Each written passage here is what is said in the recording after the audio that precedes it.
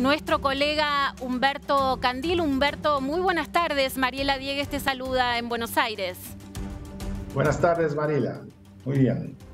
Humberto, ¿cómo tomó la sociedad brasileña esta liberación de 137 detenidos acusados de haber intentado dar un golpe de Estado? ¿Qué se está diciendo hoy allá? La sociedad brasileña está muy dividida. 50% son bolsonaristas, odian a Lula, la otra mitad son alienados por Lula o a Bolsonaro. Entonces, lo que pasa es que la persecución, lo que quiere el gobierno, lo que quiere la Corte brasileña, no son las personas, los 137 que estaban presos, pero que no están presos porque mataron, no están presos porque robaron, pagan impuestos, no pertenecen a la mafia. Estão alienados de uma ideologia política que metade de Brasil sustenta hoje. O que querem as autoridades é se pegar e se levar a cadena os patrocinadores, os financiadores, os estrategistas que fazem as manobras que hecho todo o golpe de dia 8 de janeiro em Brasília. Portanto, no, si vaya a mantener los 137, Mariela, tiene que jugarlos, tiene que prenderlos. ¿Prenderlos dónde? No se tienen penitenciarias en Brasil, todas están lotadas.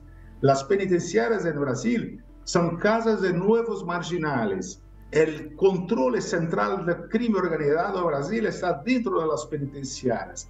Entonces, no hay motivo para se manter los 137. Le colocaron una tabuleira electrónica para... Bueno, mas o objetivo no es ese. La verdad, lo que quieren son los patrocinadores, lo gran pescado, no lo pequeño. Humberto, en ese sentido, entonces, estas personas no representan un peligro en tanto y en cuanto no se acerquen justamente a quienes estuvieron detrás, a los ideólogos del intento del golpe de Estado.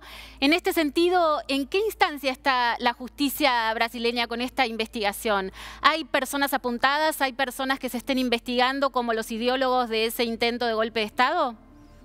Sí, principalmente quien lo patrocina y quien no son los mandantes de las fake news, que continúan a alimentar el odio, a alimentar mentiras por las redes sociales. Son esas personas que interesan a la Corte brasileña. Y tiene un otro punto, un punto muy importante, pero que los 137 son todos civiles, María, todos civiles, pero que en las fotografías, en la identificación, hay muchos capitanes del ejército brasileño, oficiales del ejército brasileño. Pero ¿qué pasa? ¿Solamente prenden los civiles? ¿O qué pasa con los oficiales? ¿Por qué no fueron presos? ¿Por qué no están en una justicia militar, que es lo mínimo que se espera? Este fue un gran problema del gobierno Lula, que agir como... Los generalato brasileño no tiene problema en punir sus pares, no tiene punir oficiales del ejército brasileño. Los generales no temen guerra. O que temen los generales es una insubordinación. Y se prenden los oficiales del ejército de la Armada brasileña. Se tiene que jugar y se tiene que prender también. Vamos a hacer lo mismo con los civiles. Y esto puede causar una insurrección muy grande en la Armada brasileña, que es 80% de ella perteneciente ideológicamente voltada a Jair Bolsonaro. Por tanto, no se tiene mucho que hacer con la base, mas se tiene mucho que hacer con los mandantes, con los financiadores. Humberto, recordamos que el expresidente Bolsonaro está todavía en Estados Unidos, ha prometido en los últimos días que va a volver en un término considerablemente corto para volver a incursionar en la política brasileña. ¿Cómo lo ves vos? Su esposa ha sido ya formalmente incorporada a las filas de un partido para actuar políticamente. ¿Cuál es el panorama en ese sentido y qué rol todavía vos le ves jugando a Bolsonaro en la política del país? Mira, Bolsonaro tiene miedo de volver a Brasil y ser preso. Hay muchas cosas que pueden condenar y se camina cada vez más para una posible condenación de Bolsonaro. Su esposa no tiene condenación, no tiene nada que pese contra la esposa, la ex primera dama de Brasil. Bolsonaro só vai volver a Brasil quando tiver a garantia e os acordos políticos que quer fazer para que volva em liberdade a Brasil e para que não volva e seja preso no mesmo dia no aeroporto. Portanto, está a dar a cada passo de uma vez, pensando, está cercado de los melhores juristas de Brasil, pero que está solo. No tiene más la ocupación de los cuarteles de los militantes, no tiene más un partido para, ¿sí? No tiene el apoyo de las Fuerzas Armadas, no tiene nada.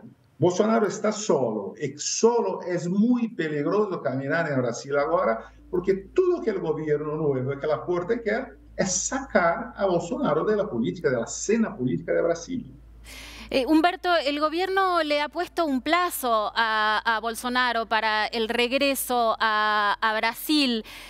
¿Vos creés que pasado ese plazo pueden pedir a Estados Unidos una extradición, presentar una acusación formal en contra del expresidente y pedirle a Estados Unidos la extradición de Bolsonaro?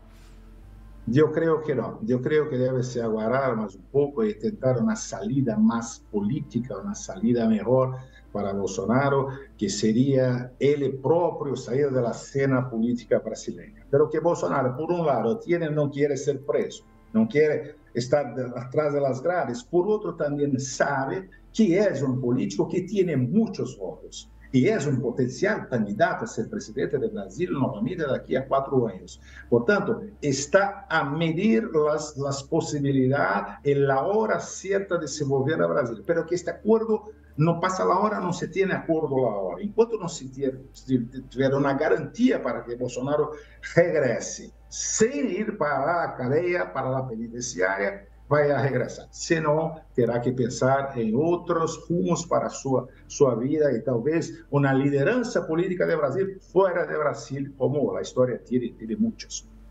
Humberto, te cambio de tema para hablar de, entiendo que malas noticias para los brasileños con el anuncio del gobierno de que va a volver a aplicar impuestos sobre la gasolina y el etanol. Sí, esa es la noticia de todos los periódicos de Brasil, pero Mariela, se cerró lo ilusionismo.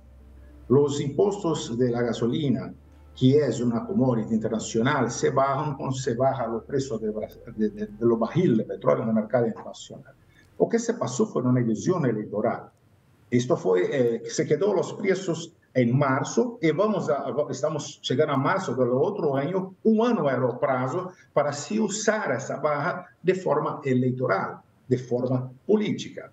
No hay magia en la política, tampoco en la vida real. Hay ilusionistas. Entonces creó una situación que fue muy buena para Bolsonaro, porque defendió al pueblo brasileño, que todos no quieren pagar cada menos en el litro de gasolina, y también para los gobernadores, que embora tenham uma postura contrária, porque afeta diretamente sua caja, também se beneficiaram da medida no processo eleitoral. Pero que é um ilusionismo. Terminou. A realidade é que o preço da gasolina é uma commodity internacional e não se dá por questões políticas. Se olhar hoje, o preço dos barris no mercado futuro, chequei na BMF, na Bolsa de Mercantil de Futuros de Brasil, a terceira do mundo, e os contratos a longo prazo futuros do petróleo estão bajando por conta da indústria manufatureira de los chinos estar ganhando, incorporando-se mais. Portanto, o cenário que se tem nos próximos 4 ou 5 meses é de uma barra natural do preço dos petróleos. Com a medida tomada pelo governo, se coloca na irregularidade a caja dos governadores. São 28 bilhões de reais que vão volver para as províncias em impostos, pero que não é suficiente. Criaron otro impuesto sobre la exportación del petróleo crudo de Brasil que va a generar algo en torno de 7 a 8 billones. Por tanto, la caja de los gobernadores de la provincia está resolvido, está muy resolvido. ¿Y quién son los gobernadores? ¿Y por qué el empeño tan grande? No existe Brasil, no existe Argentina, existe São Paulo, Buenos Aires, Belo Horizonte, Córdoba, Mendoza. Entonces, todos los diputados federales, los senadores, responden a sus gobernadores que los intentos de traer los recursos para la municipalidad. Portanto, Lula acerta 2 veces. Resolve el problema de acá, de las provincias, y también el problema político, del alineamiento de todo el Congreso para un año tranquilo de gobierno. Humberto, estos aumentos entonces no han producido un impacto en el humor social de la gente en Brasil por ahora. Es muy difícil. Bolsonaro tal vez sea el único en la historia después de Getúlio que consigue mexer con el humor de los brasileños. Es más una alta.